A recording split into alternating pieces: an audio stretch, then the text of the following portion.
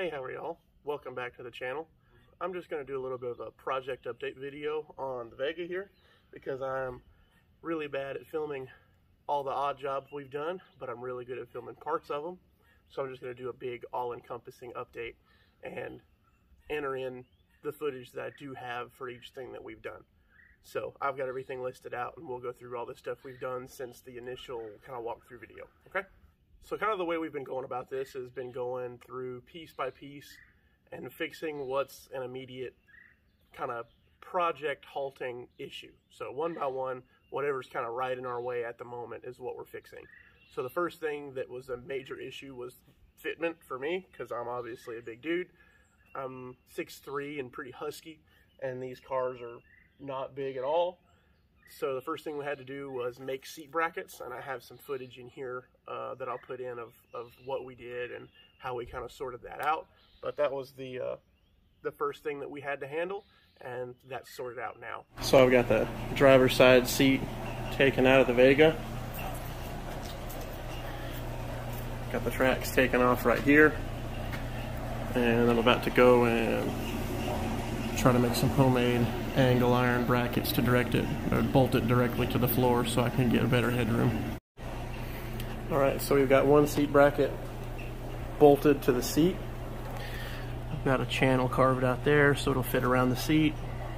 And I've got holes drilled so it'll bolt into the factory holes where the tracks would have secured. And then the factory bolt holes for the tracks will bolt here and somewhere up in here. So I've just got that one to do, and then I'll paint them both and they'll be good to go. Second bracket's on. It's the same situation. Factory track bolts in the bracket, slot cut out for the edge of the seat, just like this one, and it'll bolt to the floor down there and probably somewhere in here. Figuring out how to get those bolts in isn't going to be fun, but you know, it is what it is.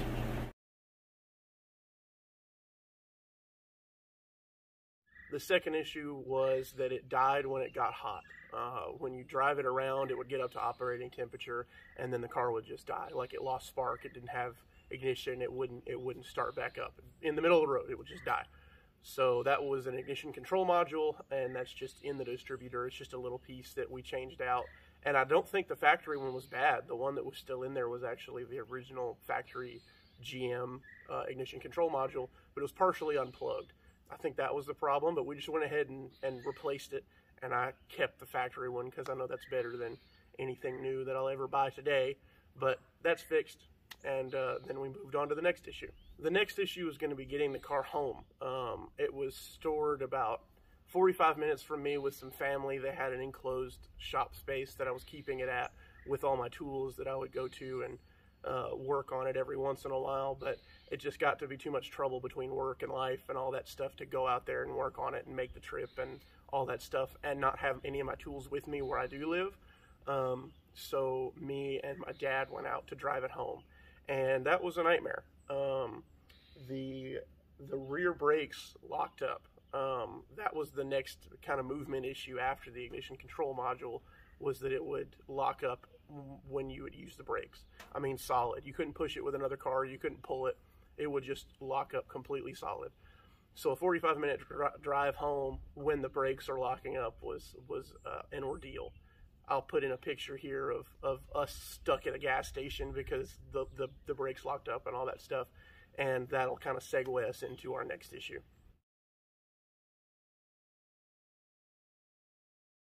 The fourth issue was, of course, sticky brakes. So I'll put in some footage here. It was actually really bad. We got it home, stored it, and then the next time we had time, we pulled it into the garage and opened up the brakes, and here's what we found.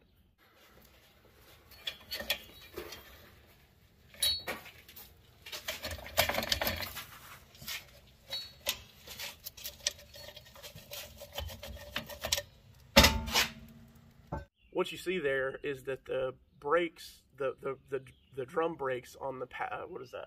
I think that was the driver's side. The drum brakes on the driver's side were falling apart inside of themselves. The springs had come undone.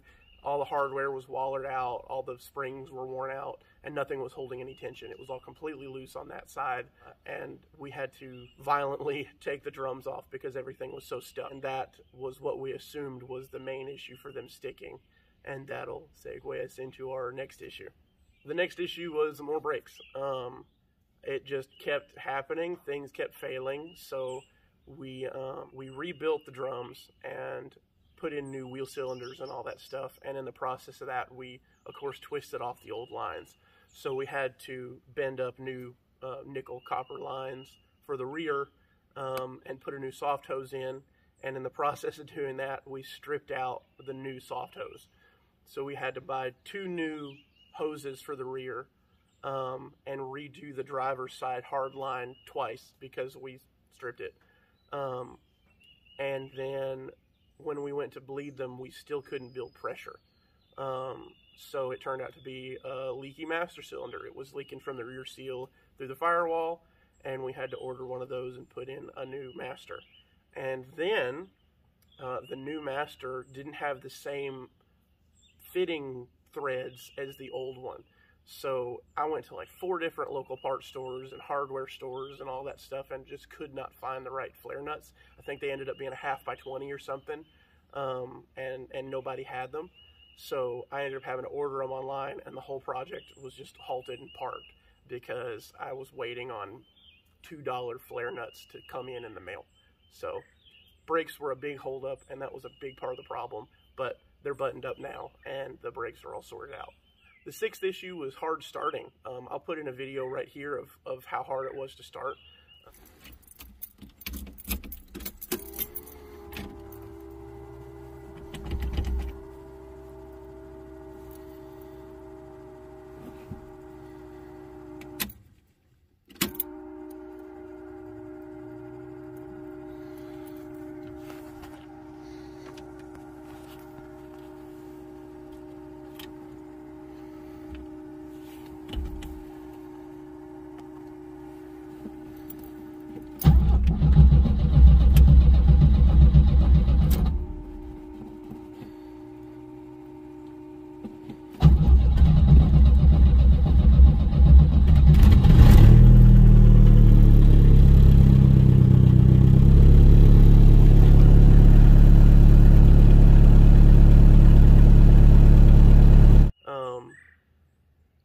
Have to cycle the key 2 or 3 times and get the fuel pump to prime for a really, really long time before it would turn over, and we messed with the timing and we messed with the tune on the carburetor and all that sort of thing and just couldn't get it sorted out. So I ordered a rebuilt carburetor from Rock Auto, and I got that in, and it turned out that the accelerator pump on the old carburetor, the thread, the holes for the screws were stripped out, so the accelerator pump wasn't holding any pressure. It was just spraying the gas out of the carburetor, and it wouldn't start at all.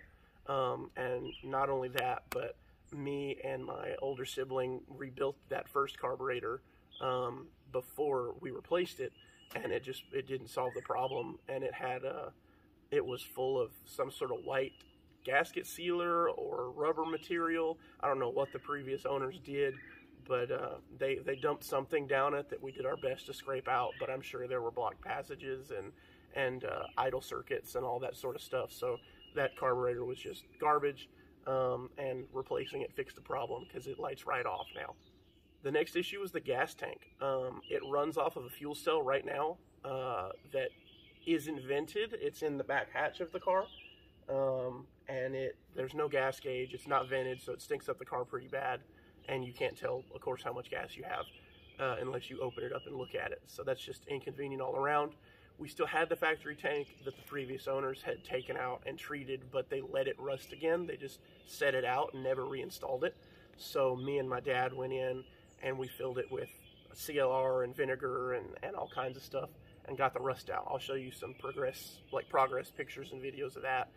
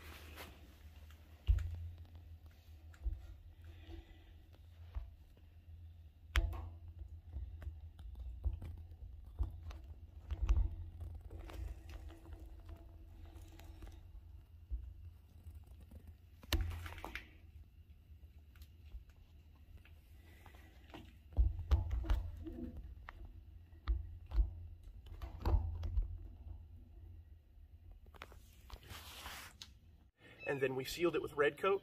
And you can't get parts for these cars really. It's difficult, so you have to go through the groups and things like that, the Vega forums and stuff, and get new old stock parts from guys that are kind of in the know, if that makes sense. So I got a new old stock fuel sending unit, and I got a new old stock pump. You can get pumps, but I just figured I'd buy it all in one go. So I've got a new sending unit, I have a new pump, and the tank's been coated and treated, and we're just waiting to put it in because we ran into a whole slew of wiring problems. Whoever had it before, they cut the blue wire that went back to the sending unit and jammed it into the fuse box on some sort of 12-volt key fuse to run the aftermarket pump that's on the firewall right now. And we can't track down the wire. We can't find where they cut it to reattach it, so we're just going to have to reattach it to another 12-volt keyed source to get that to function again, and then we'll have to run new hard lines and all that fun stuff. But that's not quite done yet, but we're getting there on that one.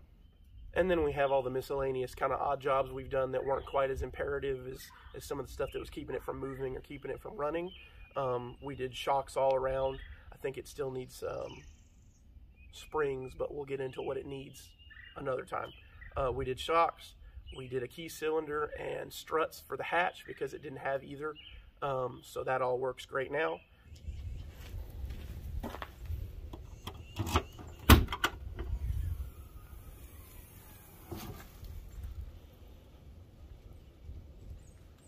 I reinstalled the rear view mirror because that wasn't attached anymore.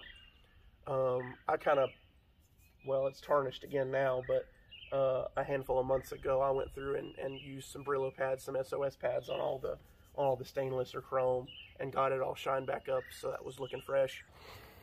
While we wait on some of the other projects to get done, like the seat and the carburetor, which we didn't film most of, unfortunately. We were just kind of doing it and didn't really think about it. But the carburetor is rebuilt. We just forgot to adjust the fuel floats because we're new to this. So we've got to open it back up and get that done. But for the time being, I want to try the Vice Grip Garage sort of chrome stainless polish method. I've got my SOS pads in my water here, and because there's no water run out here. But as you can see, this stuff's pretty hazy, especially down low. Up top's not that bad. The gutter trim's really hazy. So I'm gonna start rubbing on, you know, oh, and around the windows is pretty hazy too. So I'm gonna start rubbing on the bumper, do half of it, and then come back and we'll see how well it does. Alright, so I'm just a few minutes deep, and already that's the clean side. It's the dirty side. It's a little more hazy. Here's the dirty side and the clean side. It's a lot more apparent down low, but obviously that's where most of the haze and oxidization and road dirt's gonna be. So we'll keep it going. Rear bumper's totally done. I'm probably 5 minutes deep. I mean, it doesn't take long at all just to get some of that stuff off. Looks a lot better than it did. Not reflective, but a lot, well, maybe a little reflective. A lot better than it was, though. Just gonna go kind of from the back, what you see in order. This stuff's pretty oxidized too. So this next. Same thing here. Got half of the glass cleaned and half of the chrome cleaned. I don't know how well you can see that haze line, but I know I took video of this before. This was the worst side. And it's all right. Not great, but better. On to the next side and the rest. A little bit of a progress update. Rear window's completely clean. Trim's as good as I'm gonna get it.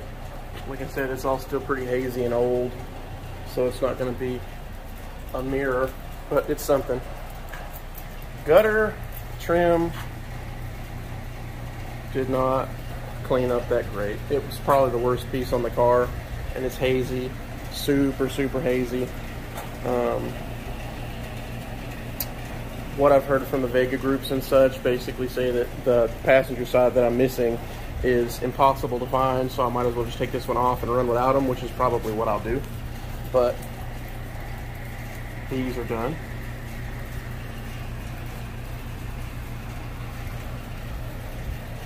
This one's pretty scratchy, keys or something, I'm sure, but these are done. I got this edge of the door, and you know, still got the front window, front bumper, and all the trim on the other side. And we just did a new exhaust because all the old exhaust was all rusted up and chopped out. I'll put pictures and videos in here.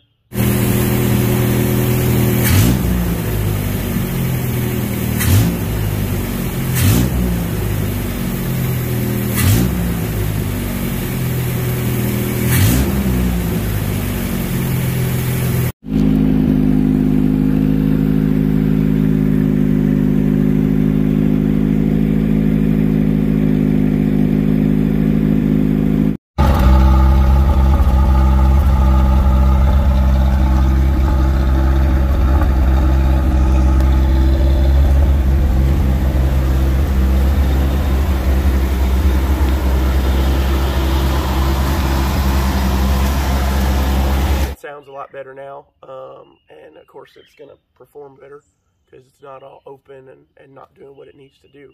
But anyway, so that's where we're at, and that's all the stuff we've done since I checked in last on the car, and thanks for watching.